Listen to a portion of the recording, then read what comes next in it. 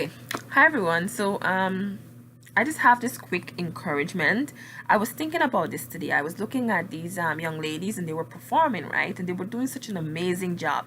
And I started to think about all the other things that they can do, right? And it's like, wow, they're talented and they are talented. They're really talented. And then I find myself, and more than one occasions, I find myself doing this. Like comparing myself to them and thinking to myself, you know what? Like I can't do this that they can do, or I'm not as good as this at this particular thing that they can do, and that as good as they are, right? And then I find that when I compare myself there and I'm thinking, that I can't do what they're doing, I'm putting myself in a position whereby I'm kind of saying unconsciously that I'm not talented, or as if I don't have a talent because I don't have the talent to do what they're doing, or I'm not as good at the thing that they're doing, you know?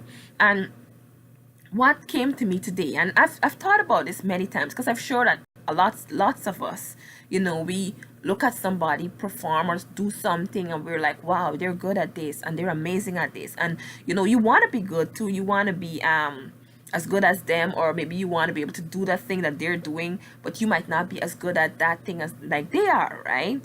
And sometimes it tends to make you feel as if, well, maybe I'm not good at anything because I'm not good at that. And sometimes we don't actually say that, like, okay, I'm not good at anything because I'm not good at that. But the way we treat ourselves, or the our perception in our minds is like, well, I can't do that. Like, what can I do?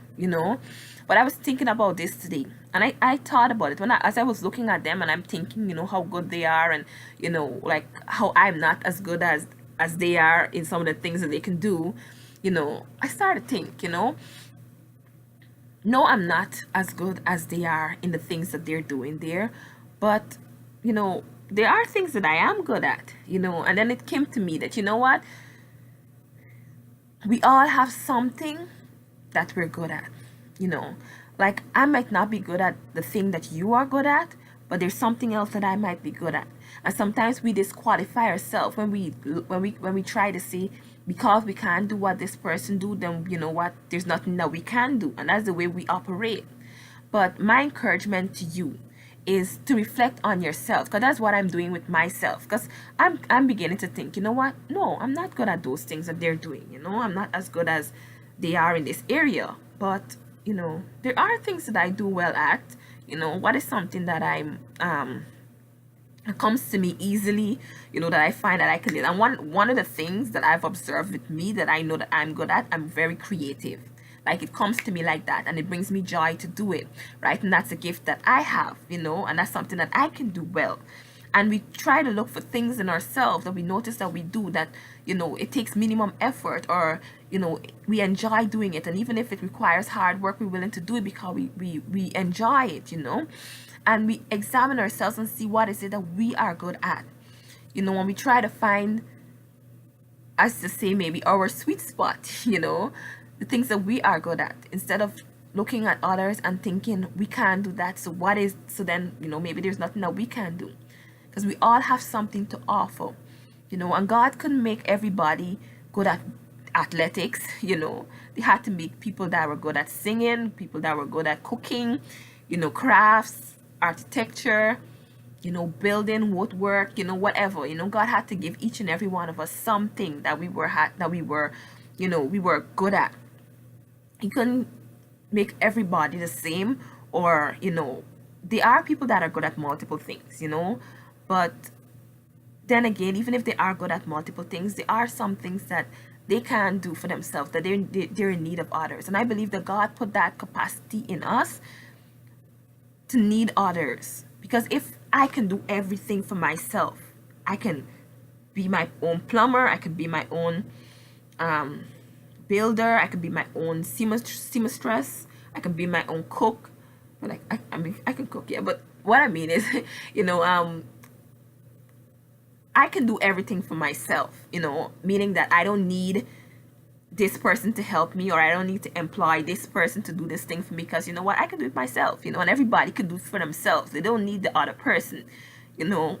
What kind of world would we be living in if I'm just here and I don't talk to you, you don't talk to me, I don't reach out to anybody else because I can do all by myself, and everybody just doing by themselves, and everybody just to themselves, Like, what kind of world would we be living in?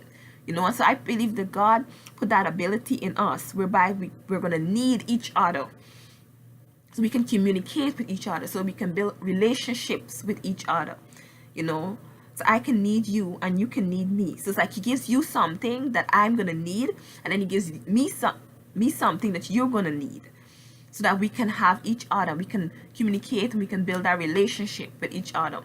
And it's not he said no man is an island, living by yourself and not needing everybody else.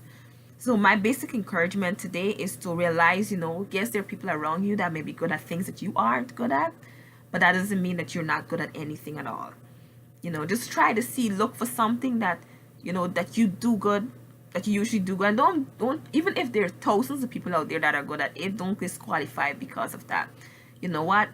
There are lots of people that can cook, but then the foods might taste different. It's not that it tastes bad because it tastes different, but 10 people out there that can cook, but each one of them have a different taste in their foods. They might have a group of people that might like this person's food because of, something that they put in it, or the way it tastes, maybe it's not too salt, while somebody else, they really got to get, put more salt or maybe more seasoning, and everybody does things differently. And there are different people, I believe, groups of people that need or want whatever is it that you have to offer. God has a group of people that needs that. So because you might be around people that don't need what you have, that doesn't mean that there's not a group of people out there that need what you have. So always realize that you have something to offer. You may not know what it is as yet, so it's time for you to go and explore, to see, observe yourself and see what you're good at. But we all have something to offer. God didn't just wake up one morning and say, let me just throw together, Joanna, let me see, you can add this, add that, and add this, and add that. No. When he decided to make me, he had a purpose in mind. I'm going to give her this because I want her to do that. I'm going to give her this because she's going to be around this set of people, and she's going to need to help this set of people do this one thing. So let me give her this. She's going to need that. And everything was put together by purpose. And I believe it's the same thing for you. When God made you, he created you with a purpose in mind. When he put the gifts and the talents that he's given you, he gave you that for a reason, because he has a purpose for you. God doesn't just do things because he feel like doing it. He does it because there's purpose in it. I believe everything that God does is purpose. Everything that he allows in my life has a purpose. I might not know the purpose at the moment, but it has a purpose. Later down the road, I might look back and I see it and I'm like, God, wow. But everything has a purpose, and you have a purpose. It might not be to stand on the stage in front of thousands of people. It might just be in somebody else's home every day to go and visit them, to cheer them up. It might just be as little as that. But that little thing that seems so little to you might mean so much to that person that you're doing it for. It might look to you as, oh, I don't stand in front of no crowd. I just go over to my neighbor house every day and we talk and I share with her and she share with me. But to that person, that might be something huge. So don't disqualify what you do because it doesn't look like somebody else's, or don't disqualify your gift or your talent or what you have to offer because it's not like what somebody else has. We all have a purpose. We all have something that we're good at, something that comes naturally to us. Maybe we make people laugh, as simple as that. You always got jokes and you cheer people up, and every time, and it might be that one. I know for me, I like laugh. When I find somebody that makes jokes, I like follow them around, not literally, but because I like jokes, so you don't know, you might be thinking you're just making jokes, but you don't know that person might be looking forward to see you come every day to hear your jokes, so you never know, but you have a purpose. I have a purpose. We all have a purpose. There's something that we're good at, that we've been gifted with. There's like the story in the Bible with the different talents. Like each there were 3 sets of people, and each one of them had different amounts of talents, and each one of them had to go out and decide to do what they want to do with it. You can't say, oh, I only got 5, so I ain't doing nothing with this 5 because I want to lose this 5. You know, if God give you 5, use your 5. Utilize it as best as you can. You know, don't look at somebody else and say, well, they got 10. They can always use their 5. Then they can get 5 left back. Don't look at other people and think about what they have. Utilize yours to the best of your ability. You know, take it and make the most of it. And don't see any job or any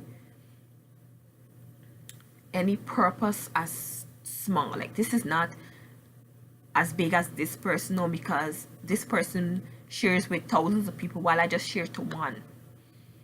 God says that if it was one person, he would have still died. And in heaven, when one person gives their life to Christ, they celebrate. So that one is significant. One is significant. When the shepherd loses sheep, he loses one sheep, he leaves the 99 and go look for the one. So one is so important. So important. There's I'm not sure who exactly it was, but one person shared with this one person, and that one person go out and save millions or thousands of people. So you don't know what, you know, you might be investing into, you know. So anyway, this video went longer than I wanted it to, but I really hope that you understand what I'm trying to get to you, that we all have something to offer. We all have a gift and we all have a talent. Don't disqualify yours because it doesn't look like somebody else's. Anyway, thank you for watching my video, and I see you in my next video. Feel free to like, to subscribe if you haven't subscribed already, and share in the comment box if you may have something that I can learn from, or somebody else can learn from you. It's a community down there, you know, so you can share your experience, your testimony.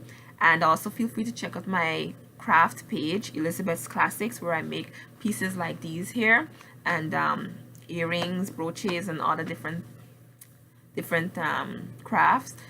And I'm also on Facebook too.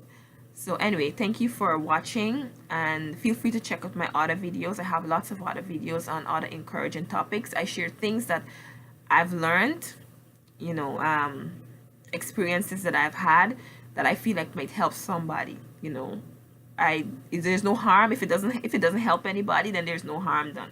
But what if you're somebody out there that needs the help that I don't share, and then they don't get the help that I was, you know, supposed to give to them because I decided not to share.